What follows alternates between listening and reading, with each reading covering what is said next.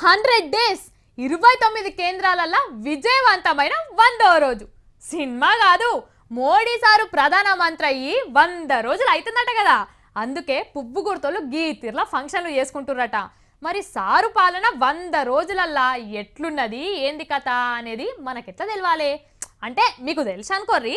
ఎవరో కొందరిని అడిగినరట, మరాళ్ళు ఎన్ని మార్కులు వేసిండ్రు ఏంది కథ చూడురి. ఏమో అనుకున్నాం కానీ అబ్బో మోడీ వ్యవహారం బాగానే ఉన్నది. 3 నెలలలోనే పనితనం బయటపడ్డది. 100 రోజులైంది కదా మన ప్రధాని సార్ కొలువెక్కి. అందుకే మరి ఈ 100 రోజులలో ఏ తీరుగుంది ఈయన పనితనం ఇవ్వలేమనుకుంటున్నారని అసోచాం అనే సంస్థలు సర్వే చేసిండ్రు. అది కూడా మామూలు జనాలని కాదు, 357 మంది పారిశ్రామికవేత్తలు అంటే పెద్ద పెద్ద కంపెనీలు పెట్టిన వాళ్ళని అడిగినరట. మోడీ సార్ ప్రధానమంత్రి అయి 100 రోజులు అయింది కదా, మీకు ఎట్లా అనిపిస్తున్నది, ఏమన్నా తేడా ఉన్నదా అని.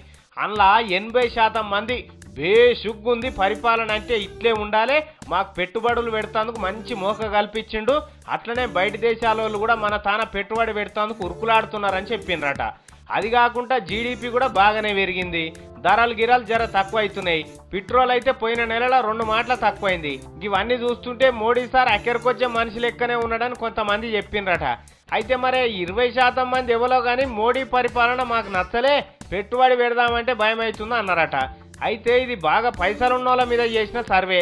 మరి గిట్లనే పబ్లిక్ను కూడా అడిగితే మోడీ సార్ పరిపాలన మీద అస్సలు సర్వే తెలుస్తుండొచ్చు. అయినా ధరలు గిరాలు తక్కువ అవుతుంటే, అవినీతి అంతమవుతుంటే ఎవరైనా మంచి మార్కులే వేస్తారు. అయితే మోడీ సార్ను మెచ్చుకోవాల్సిన ముచ్చట ఒకటి ఉన్నది. ఏంటంటే ప్రధానమంత్రి అయినాక 10-15 రోజులు బయట దేశాల పొంటే తిరిగిండు. అయినా కానీ 80% మంది మనసు దోచుకున్నాడంటే గొప్ప ముచ్చట్నే మరి.